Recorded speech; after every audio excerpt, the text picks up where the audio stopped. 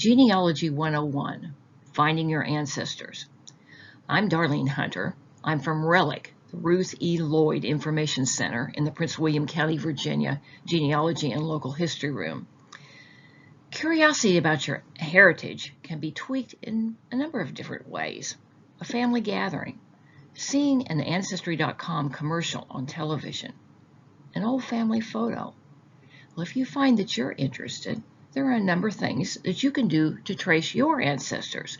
Let's start at the beginning. To begin with, genealogy has two definitions. First, it is a study of the history of the past and present members of the family. Or second, it is a drawing showing the members of the family, or the immediate family, with all the past and present members linked together by lines. I'm visual, and the drawing helps me to understand the first, which is the history of the family. Ancestry.com advertises that you just enter your last name, your surname, into the technology and let it do the rest. Well, technology is wonderful, but sometimes it takes a little work on your part as well. Let me give you an example of how just entering the name into the technology doesn't always do it. My last name is Hunter. My husband and I have traced the family through Kansas, Missouri, back to Virginia. When we got to Virginia, we lost them. Where were they? Well, after a lot of research, we found that the last name started out as Jaeger, very German. Well, Jaeger means hunter in English. The name had been changed. This shows that sometimes it takes a little work on your part to trace your ancestors. So how do you start your search? Well, first, before you do anything else, collect all the information you can about your immediate family. Start with yourself and work backwards. Interview the older members. Collect the dates, the Bibles, the official records, the stories, the photos. After you have all your information together, next, organize your information. To organize your information, there are several tools that will help you. First, there's the Pedigree Chart, there's the Family Group Sheet, and the genealogy computer programs, which are very helpful in organizing your data. First, there is the Ancestral Chart, or the Pedigree Chart, whichever you'd like to call it. And how you put this together is, first you put in yourself with your dates and with the places that go with those. Places are important too. Also, when you're recording throughout this chart, when you're recording women, you want to put down their maiden name. Why maiden name?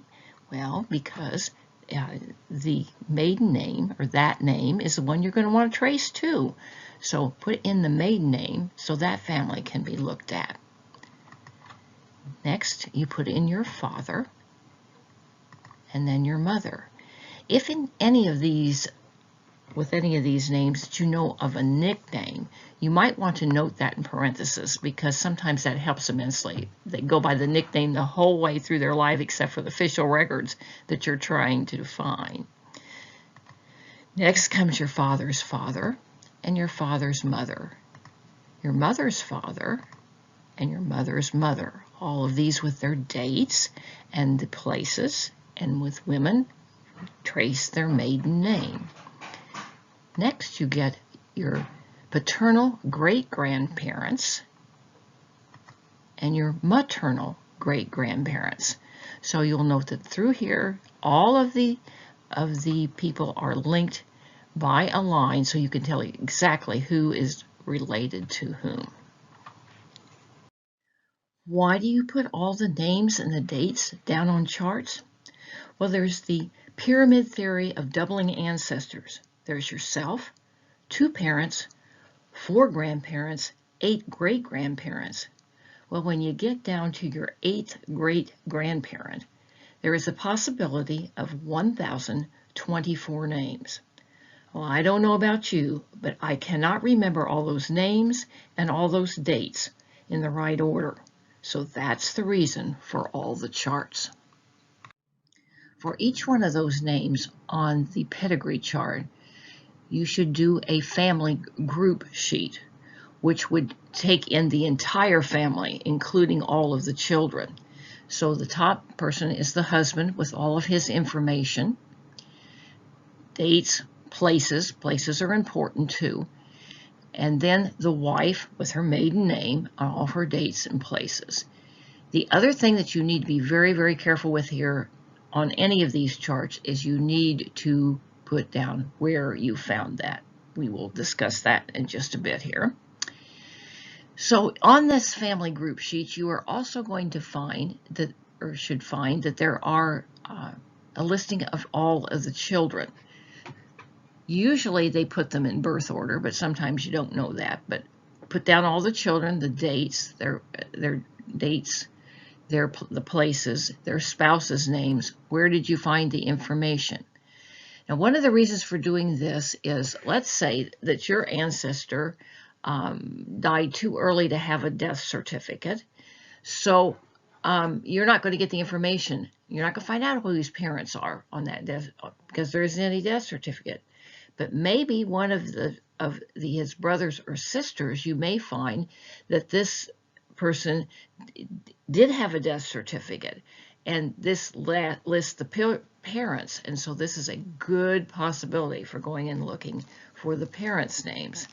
So this is called looking at collateral research. Collateral ancestors are the brothers and sisters and the aunts and the uncles and the nieces and the nephews and those. And sometimes that just is still in the family, but not in the direct family, may give you just the clue you need. A genealogical software program is almost a necessity. But what is a good one for you? You need to compare them, price, and features. American Ancestors allows you to do this. Usually, American Ancestry is a paid database. It's a part of the New England Historic and Genealogical Society. However, this section is free, and the URL is on your useful website sheet that is connected to this video. Document as you go. This is essential. You don't know how many times we have people coming into Relic saying, I have this piece of paper.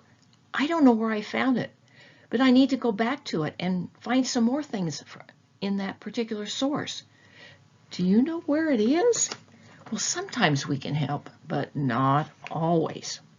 What you should have done was, when you first find a good source, make a copy of the page of interest. If it's a book, make a copy of the title page of the book. Attach the two together, and then attach them to each fact that it proves. If it's a web page, make a copy of the web page, also the web address and the date that you accessed it. Web address pages are notorious for disappearing. So if you have the web address, you will know that you're putting it in correctly. If you have the date, you will know how likely it is that it may have disappeared. What are the different kinds of sets of records that you should use? Census. The census will give you a picture of a person at a particular time, in a particular place, in a family group, and in a particular neighborhood. Vital records will give specific dates for a person, but also particular facts like his parents' names. But the trouble with vital records is, for the most part, they are relatively a recent set of records kept. Military records will help you pinpoint facts about your ancestor and his life. The United States has taken a federal census every 10 years from 1790 to the present. The information is open to the public after 72 years. So all the information in the 1940 census, that's the last one that's open to the public. There's been a number of different questions that have been asked in the census. So let's look at those different questions, because they kind of get a little bit more helpful to the genealogists as the years go on.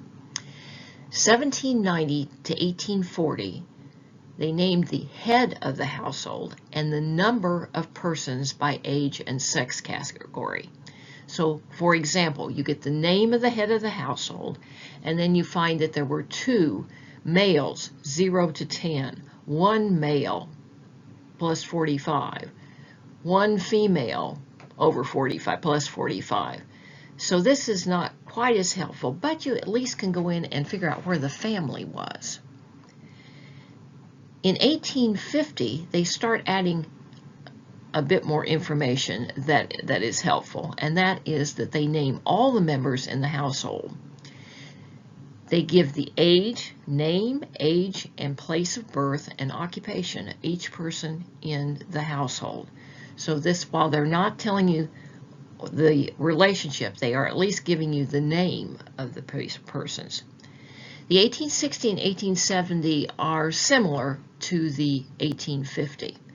But in 1880, they start something that is very, very helpful to the genealogists, and that is they give the relationship of all of the members of the household to the head of the household. They give the age and place of birth of each of the persons in the household, along with the name, and they also give the place of birth of the mother and father. From 1880 on, all the names and the relationships, those questions are asked in each one of those censuses. Now then, unfortunately, the 1890 census, for the most part, was destroyed. But as I say, the 1900 on, from the 1900 census on, they give all of the names of the people in the household and the relationships. So look at some of the other, then they add a couple of other questions that are, some of them are most interesting in the later censuses. So the 1900 census gives the month and year of birth, also gives the age, but the month and year of birth. The 1900 to 1930 give the year of immigration along with the rest of the information. So that will help you in your search. In 1940, one of the censuses, in 1940 census, one of the questions that I kind of like is, where did you live 5 years ago? This is sometimes very helpful with these people that move all around. So this, you can find that in the 1940 census.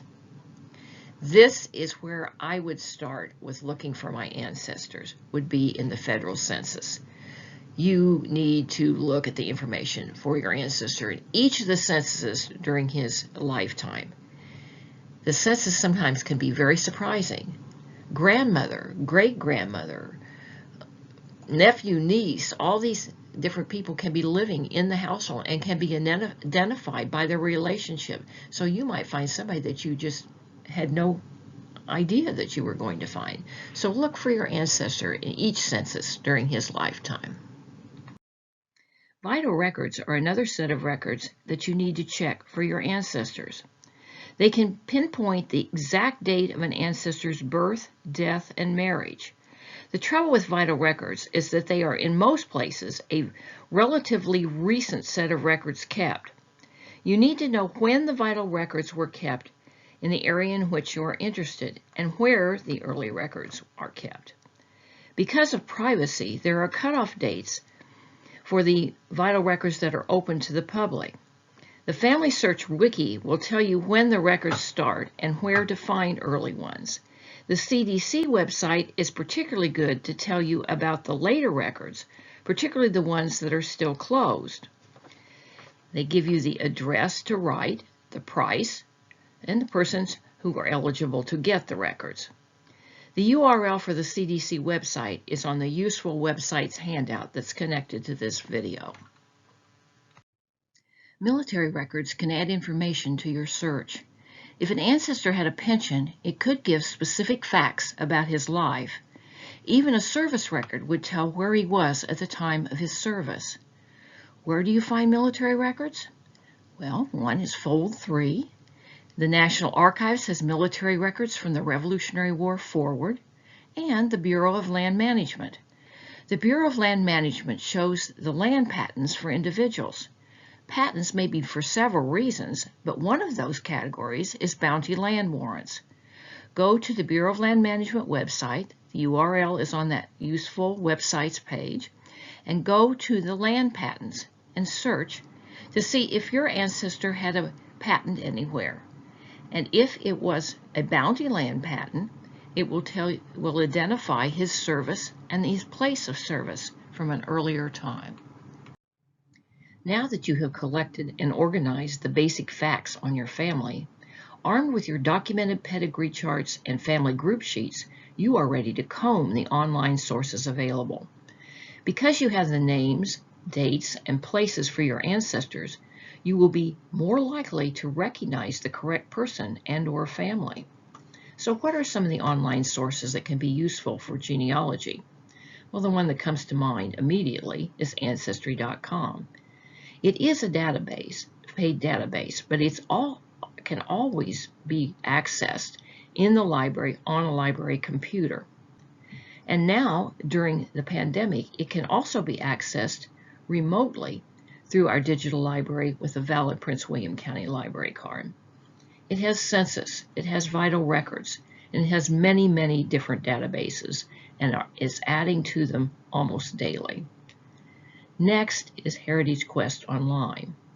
It can be accessed always through our digital library with a valid Prince William County Library card. It has Census.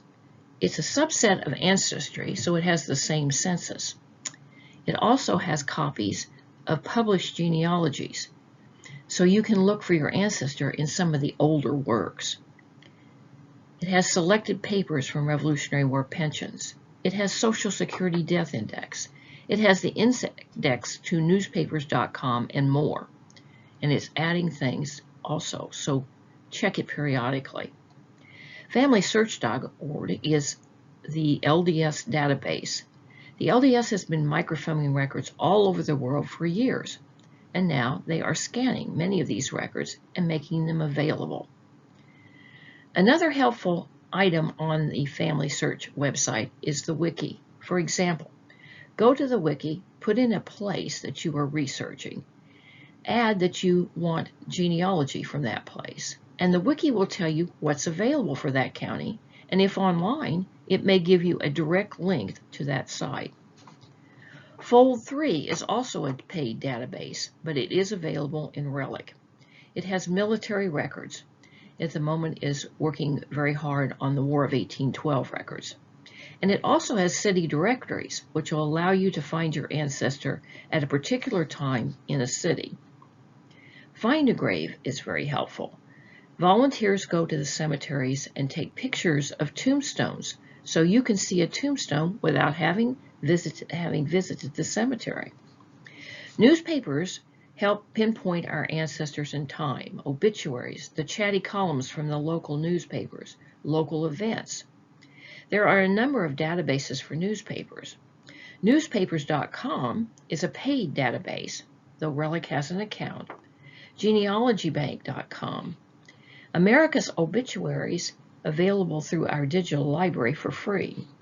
The Library of Congress, in its Chronicling America series, has many free newspapers. See the URL for the Library of Congress Chronicling America in the useful websites. You might want to try a library local history room or historic society in the area where your ancestor lived. If like Relic, they will have specialized material of the local history and genealogy of the area, items no one else will have. Usually their website will give a contact to get in touch with them.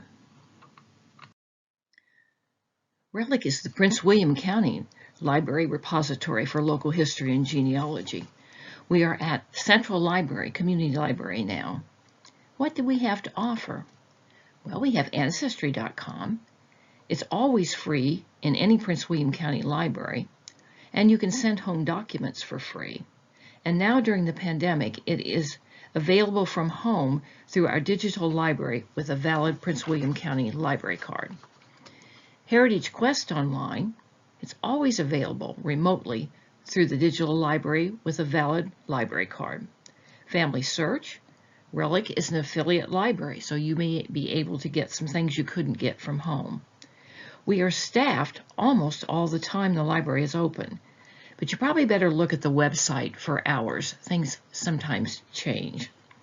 We have several how-to or historic programs per month.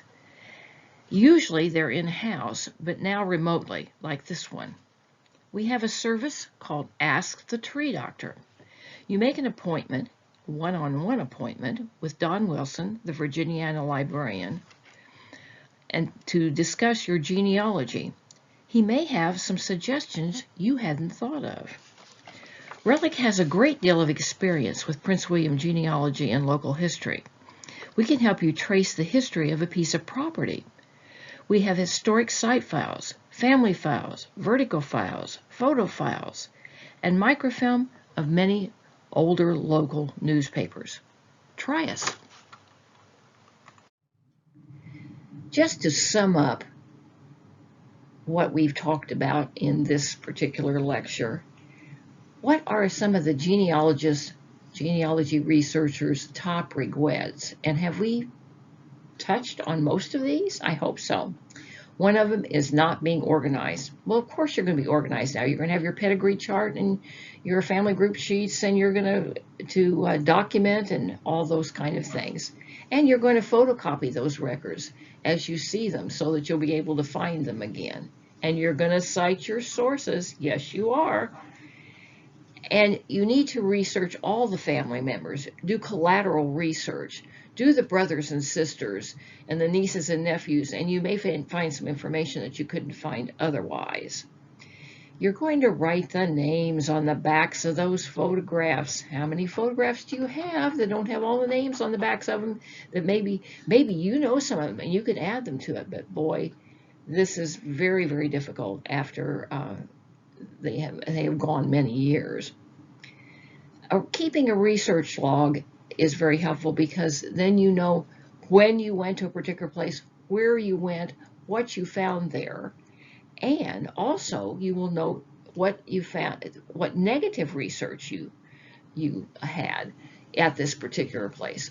What you don't find is very important too. If you have two men of the same name and you prove which one is yours, the one that you didn't find, the negative research is important. How did you figure out that this gentleman was not your ancestor? You need to critically use published sources. All those family trees on Ancestry, all those family trees on Family Search, all those genealogies, handwritten genealogies and family group sheets and that kind of thing, all of them may have clues, but you need to read them critically. And not taking genealogy courses, well, I think maybe you might be able to count this one. So thank you so very much for listening to us. As I said, this was presented by Relic, which is the Ruth E. Lloyd Information Center at Central Library in Manassas, Virginia. And please, we would love to hear from you. You can phone, you can email, you can visit us, and we would be most happy to help you with your Prince William County ancestors, or we even have some experts on some other places as well. Please do get in touch with us. We thank you.